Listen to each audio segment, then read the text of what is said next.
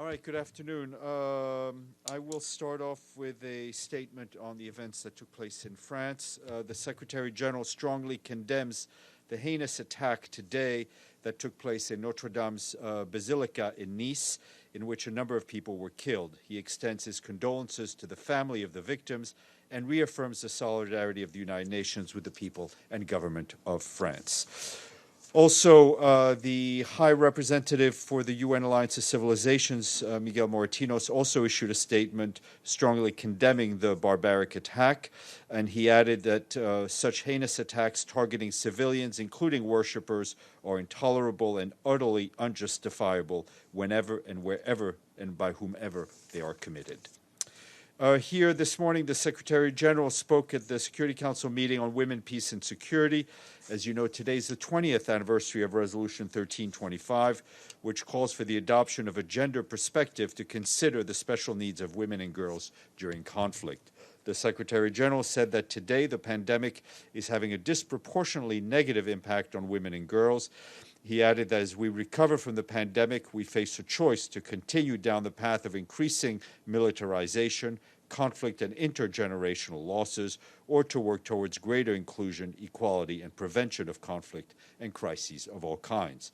For governments and international institutions everywhere, gender equality is one of the surest ways of building social cohesion and trust, and as well as inspiring to be responsible for participating citizens. The Secretary General stressed that we cannot wait for another 20 years to implement the Women, Peace, and Security agenda, and he called for countries to work together to achieve that goal.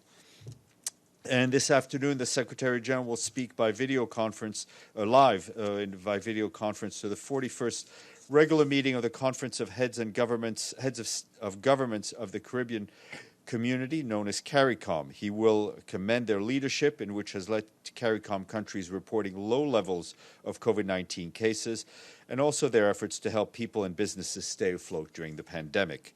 The Secretary General is expected to highlight the UN's efforts to support a safe vaccine available to everyone as soon as possible, and a relief package for developing economies that amount to at least 10% of the global economy. And he will reiterate the UN's support to Caribbean countries, not just in their recovery, but also tackling the climate crisis. And those remarks will be shared with you. And I have an update for you from the Deputy Secretary General's virtual trip to Colombia. Yesterday afternoon, she met virtually with the Vice President of Colombia, Marta Lucía Ramírez, and heard from her on the first gender parity cabinet in the region, the targeting of women in socioeconomic response plan in relation to the pandemic, and to efforts to address the growing levels of gender-based violence. She also met with the President Counselor of the Stabilization and heard the forward movements on implementing the strong gender provisions of the peace agreement. The Deputy Secretary General, joined by the Executive Director of UN Women, Fumzile Mblabo Ducha, and the Special Representative of the Secretary General on Sexual Violence and Conflict, Pramila Patton. Ms. Mohammed and her delegation also had meetings with female human rights defenders as well as beneficiaries of projects that facilitate access to transitional justice and economic empowerment. This afternoon, she's meeting with Ivan Duque as well as with the UN team in Colombia, and she will be joined by Rosemary DiCarlo, the head of the Political and Peacebuilding Affairs Department, and she will have a joint press stakeout with the President of Colombia at 5 p.m., which you can watch on the Presidency's YouTube channel, and we can share those details with you. And building on progress made from the October 14th meeting, representatives of the government of Israel and Lebanon held productive talks yesterday and today, mediated by the United States and hosted by the UN Office of the Special Coordinator for Lebanon. The United States and the UN Special Coordinator's Office remain hopeful that these negotiations will lead to a long-awaited resolution. The parties are committed to continuing negotiations next month, and this is from a statement issued out of Beirut. And in Vietnam, our humanitarian colleagues are telling us that the Typhoon Molave made landfall yesterday in the central part of the country. 15 people were reportedly killed and 40 are missing. Nearly 375,000 people have been evacuated and millions do not have electricity. An estimated 7.7 million people in central Vietnam have been impacted by flooding since earlier this month. We, along with our partners, are supporting the government-led response by distributing home repair kits, kitchen sets, households and relief kits, food, water, and purification tablets, packets, as well as cash assistance. The UN country team is developing a response plan and providing support in information management, reporting, and resource mobilization. For its part, UNICEF said today it is the latest storm will increase the number of children at risk to well over 2.5 million in Vietnam. Many schools across the central region of the country have been closed for weeks, a situation already constrained by COVID-19. And the agency is providing emergency help, including water, nutrition, sanitation, and educational assistance. And in Somalia, I can tell you that we strongly condemn the murder of 2 Somali humanitarian workers who were killed earlier this week in Mogadishu by suspected al-Shabaab terrorists. The aid workers were involved in an ongoing polio vaccination campaign organized by UNICEF, WHO, and Somalia's Federal Ministry of Health. The killing come at a time when 23 children have been infected with polio in Somalia. Aid workers have been trying to reach 1.65 million children with polio vaccines across the country's north and central regions. This includes nearly half a million children in the capital, Mogadishu. This year, 191 incidents against humanitarian operations have been recorded, in which 13 aid workers were killed, 12 injured, 24 abducted, and 14 detained or temporarily arrested. And an update from Myanmar and what our country team is doing there to address the pandemic. Their operations, led by the resident coordinator, Ola Almgren, is supporting authorities to address the recent spike in cases, which have helped to secure nearly 300,000 test kits and more than 260,000 protection and hygiene items. The World Health Organization, the UN Children's Fund, produced information on COVID-19 in 90 languages, targeting 16 million people. UN Development Program, the Food and Agriculture Organization, found that people working in the informal sector and rural families have been greatly impacted. Meanwhile, UNICEF and the World Food Program are delivering cash assistance to over 1 million households, half of those led by women, and they're also trying to reach children and older people. With schools being closed, WFP is delivering food to 145,000 families every day. UNESCO and UNICEF have prepared guidelines for more than 90,000 teachers, students, and families, as well as materials for learning at home. The IOM has also distributed water and other supplies to nearly 130,000 people returning to Myanmar who lost their jobs overseas. And a report published today by UNESCO and UNICEF and the World Bank says that school children in low and lower income countries have already lost nearly 4 months of schooling since the start of the pandemic, compared to 6 weeks of loss in high income countries. And also on COVID, future pandemics will emerge more often, spread more rapidly, and kill more people than COVID-19 unless there's a transformative change in the global approach in dealing with infectious diseases. This is a warning from a new UN-backed report on biodiversity and pandemics by 22 leading experts from around the world. The report, produced by the Intergovernmental Science Policy Platform on Biodiversity and Ecosystem Services, and I will spare you the acronym, estimates that there are up to 850,000 unknown viruses in nature that could still infect people. It says that the economic impacts are 100 times the estimated cost of prevention. One sec, I'll get to you, don't worry. And, you know, we get a lot of tragic stories, and I just wanted to flag one that really caught our eye, sadly, this morning. From the International Organization for Migration, which says it is deeply saddened by the drowning of at least 140 people off the coast of Senegal. This is the deadliest shipwreck recorded in 2020. Local community members told IOM that the vessel carrying around 200 migrants left Mbour, a coastal town in western Senegal, last Saturday and was trying to reach the Canary Islands. The boat caught fire a few hours after departure and capsized near Saint-Louis on the northwest coast of Senegal. 59 people were rescued. The body of 20 others were found, while 120 are presumed dead. The government of Senegal and IOM have arranged a mission to travel to Saint-Louis to assess the needs of survivors and provide immediate psychosocial assistance. IOM is calling for unity between governments and partners and the international community to dismantle trafficking and smuggling networks that take advantage of desperate youth. With the tragic shipwreck, at least 414 people are known to have died along this route since the beginning of this year. The data was compiled through IOM's Missing Migrant Project. And in all of 2019, it had recorded 210 fatalities. And lastly, just tomorrow at 11 a.m., Judge Abdul Qawi Yusuf, President of the International Court of Justice, will be joined by Philippe Gauthier, the Registrar of the International Court of Justice, in a virtual press briefing about the work of the court.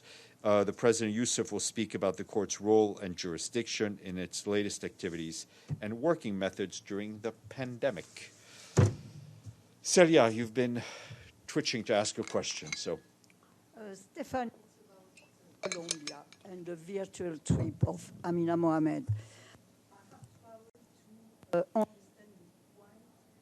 of a virtual trip. So could you explain to us what does she want to achieve? You know, it's about keeping the focus on countries that we are working with, keeping the focus on issues that are important to us, notably on the gender angle. I mean, this I think the fact that this visit has a great focus on gender, the role of women in rebuilding following peace accords, and that it's taking place around the 20th anniversary of Resolution 1325 should not be seen as a coincidence.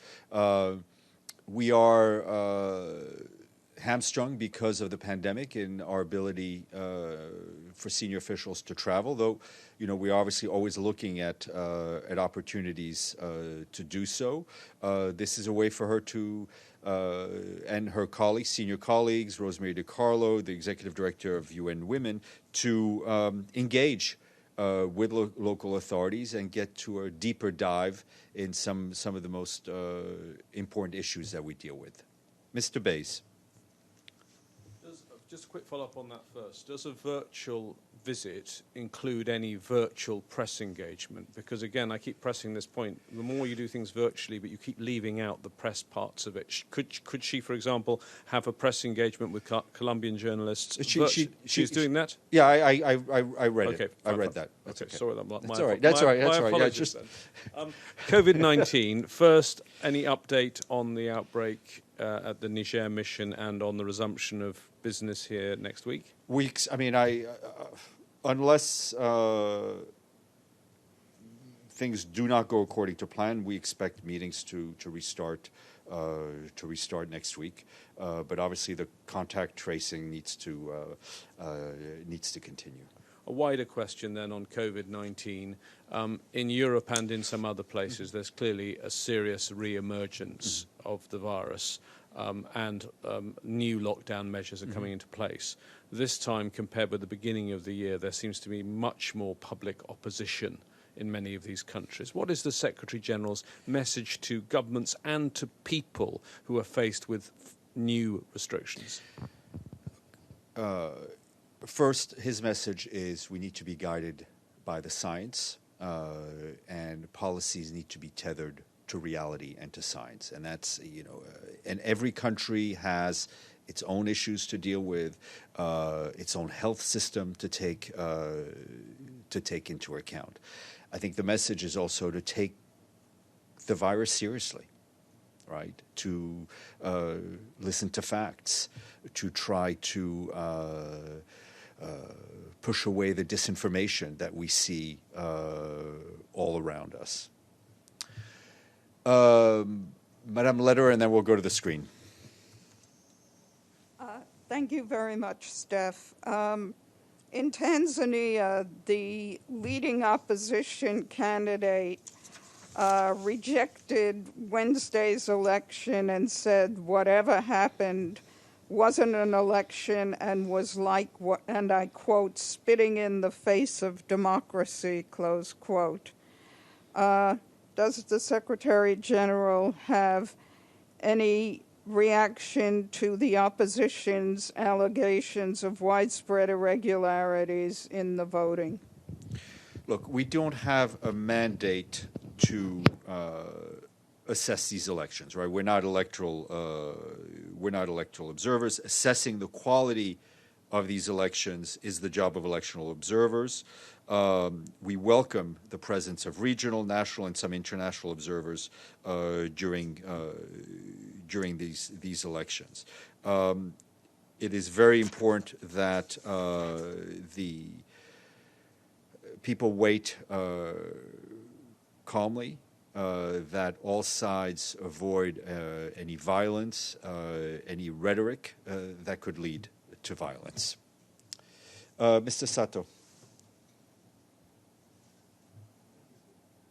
Stéphane, could you clarify the SG's intervention in the Security Council this morning? He mentioned the beginning of 2020, gender parity in the U.S., full-time senior leaders. Sorry, you need to speak. Maybe take off your mask to ask the question. Yeah. So he mentioned the UN realized the 90 women and the 90 men as full-time senior leaders. What's the definition of the full-time senior leaders? Senior leader, we're looking at people in ASG, in positions of Assistant Secretary General, Under Secretary General, and obviously Deputy Secretary General. So those are senior leaders who are appointed through a different process than people up to the director level, which go through a more bureaucratic, competitive process. These are senior leaders that are appointed by him within the Secretariat. So it does not include the heads of specialized agencies who are elected through their own governing bodies. Okay. Sorry, let's go to the screen. Abdelhamid. Thank you, Stéphane. I have two questions on violation of international law, both of them. My first question, the U.S. ambassador to Israel, David Friedman, signed a memo with the Israeli authorities lifting the ban on American companies to invest in settlement. So from yesterday on, American companies can invest in illegal Israeli settlements in occupied Palestinian territories. Do you have a statement on that, and have you followed this important flagrant case of violation of international law at a close range? My second question is similar. United Arab Emirates decided to open a consulate in the disputed territory of Western Sahara, which has not been settled, that thus recognizing the sovereignty of Morocco over this territory. Do you have anything to say on that, on both issues? Look, I would just reiterate our positions on Western Sahara. It has been outlined regularly by the Secretary General in his reports. I would refer you to that. On the issue of settlements, our position remains the same and has been referred to in statements by the Secretary General and by Mr. Mladenov. So it's up to you to do the compare and contrast. Our positions on whether it's on settlements on Western Sahara remains unchanged. Okay. Go ahead. So you think such a decision by U.S. To lift the ban on investing in settlement is just a matter of just for me to analyze, or to just to repeat the traditional position of the UN does not work? It's our position on the illegality of settlements is clear and has been clear for a long time. Okay. Unless there are any other questions, I will release you. There is no Brendan today. No Brendan here. And I think he will be back tomorrow. Take care.